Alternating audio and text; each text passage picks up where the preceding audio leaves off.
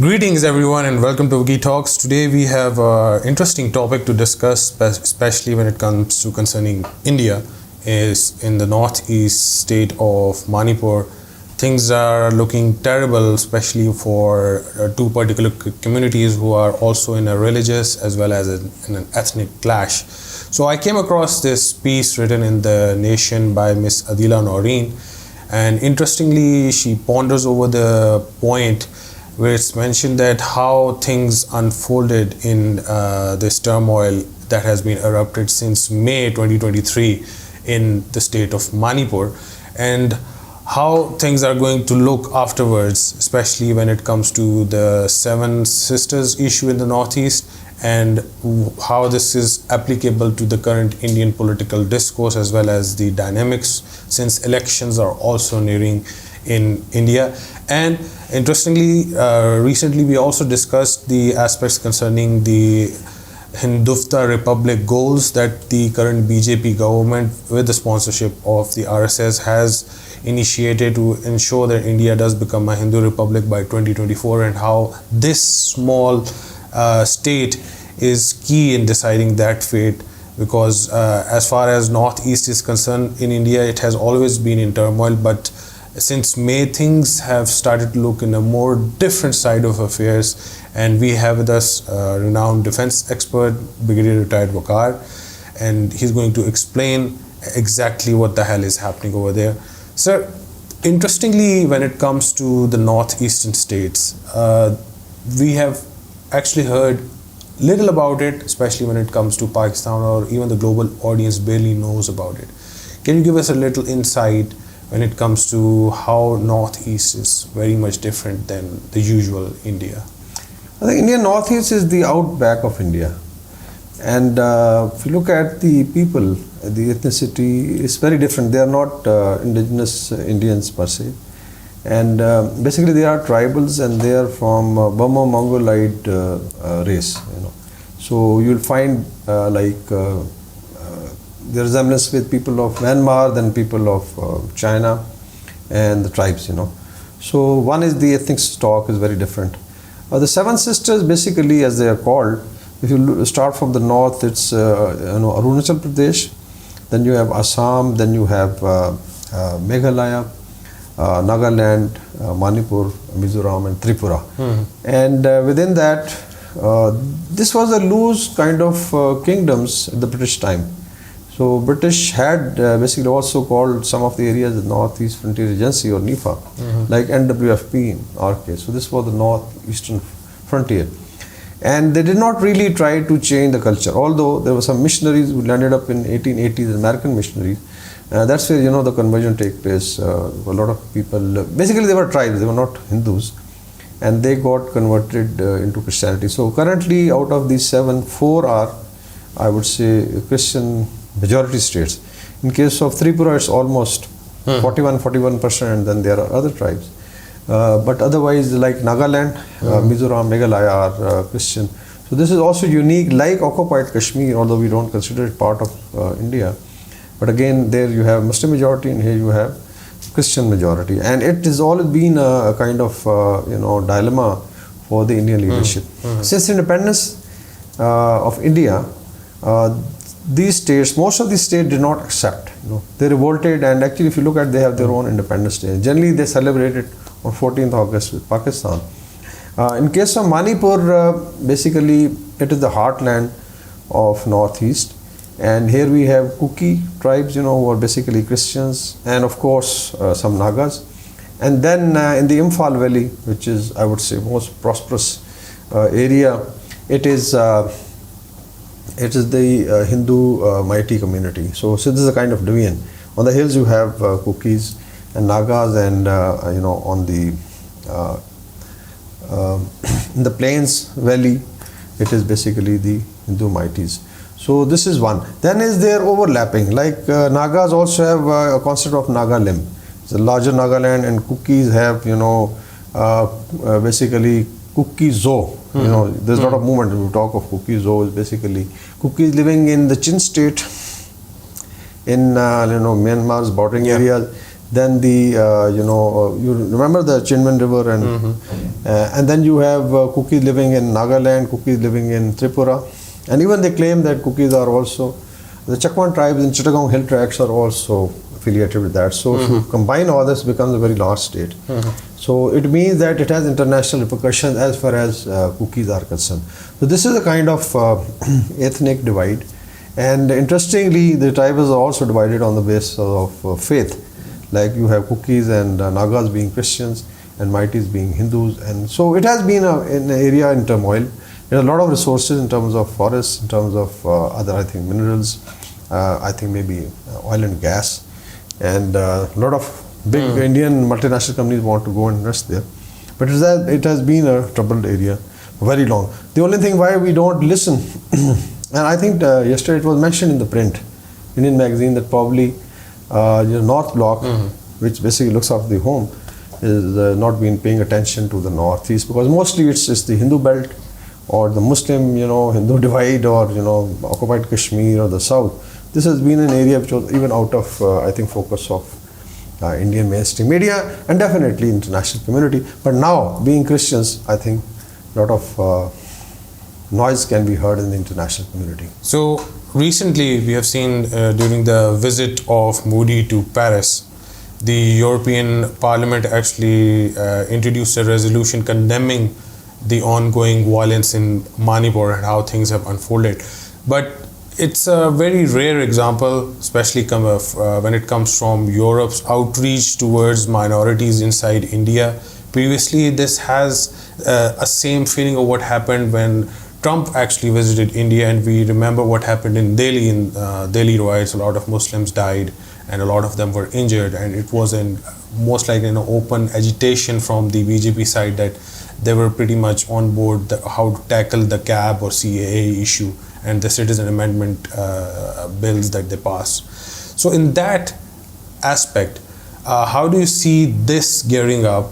Is this a more political approach in order to gain some foothold in these northeastern states? Although BJP does have some say in these areas, but by and large Congress does come up very strong in such areas. But when it comes to especially the Hindu vote, how do you see things unfolding when it comes to elections? Because what we have witnessed during this turmoil, disturbing images of women being paraded naked, there are huge aspects, and it was actually the famous video which was actually shown in the Western media as well. One of them was a wife of a CRPF Jawan who has given almost 19 years of his life in service to the Indian Republic for the security of that. And how do you see these things unfolding in the political environment? I think out of these three questions, we start from why this was raised in the European Union, in Brussels. Mainly, if you look at the Western approach towards India, I would say it's based on hypocrisy. That publicly, when it comes to their leadership, and when there are visits or diplomats exchanging, formal delegations or high-level visits, they would never, take the leadership. So publicly, they would never condemn, Modi. Maybe there was a passing reference, like when Modi went to US, it was Barack Obama, basically the ex-president saying that no, India should not do that and it may actually implode. But he's basically an ex-president, not done by Joe Biden. And I think Blinken remarked that probably we can communicate always in a very different manner, but we do communicate. It's basically hypocrisy, because there are business interests, there are strategic interests, because India is to be projected as Asia pivot. Same is true, I think, in Europe. But it was first time that European Parliament felt the heat. There is a reason that since there is, as I mentioned, a Christian majority in 4 of the states, and in case of Manipur, it's almost 50-50. So there's a lot of Christian community from the northeast which works in Europe and North America. So one was those pressure groups, so they could basically push the parliamentarian. But I think a good thing was that almost 75-80% of the parliamentarians or the members of parliament actually they voted on this, and it was a very strong resolution.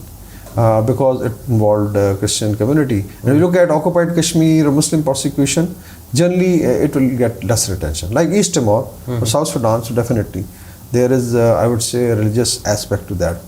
The other thing that you mentioned was what is the BJP's approach towards the Northeast. 2024 declared policy of BJP and RSS that they are going to declare India as Hindutva Republic, and that means all the laws and whatever culture, everything has to be now reshaped into that mainstream Hindu culture. So that's the agenda. Now, if you look at Indian RSS's penetration in the Northeast, as you mentioned, there are, like here you had a BJP chief minister who found basically a coalition. That was based on the Hindu vote of the mighties. Now they want to further accentuate, like they've done, Hindu-Muslim in other areas, and the cow belt, they have been successful. Even they tried it in South in Karnataka, and I'm sure they'll continue doing it in West Bengal. So here an effort has been made now to create a permanent wedge between the tribes. Maybe if you go back, the tribes had maybe same lineage, but ultimately now you have a Hindu tribe and a Christian tribe. So it's more like to divide them, to not portray them as sub-nationalists, but instead picture them as religious-based violence. Yes, because it pays. Because now I think 99% of the mighties are going to vote for Modi, irrespective of. Although there were certain calls, I think there was a mighty member of parliament of Manipur who did raise the voice. But otherwise it is less. Now come to the issue of those two girls, who were paraded naked and then I think gang raped. One of the husband was basically, he's a Subedar. So he's a junior commissioned officer in, I think, as you mentioned, some paramilitary force, and he was weeping and crying. I think Barkha Dutt interviewed him that I couldn't believe that it would happen to my wife and rest of the community, any girl. So this is really shameful. I think one of the Indian journals, I think General Chauhan, he tweeted also that we are really ashamed that we could not protect. But I think this is more like, basically putting the thing under the carpet and trying to, show some solidarity, because it's becoming a serious problem. And the last thing is regarding, let's say, what could be the implications for the region in that area.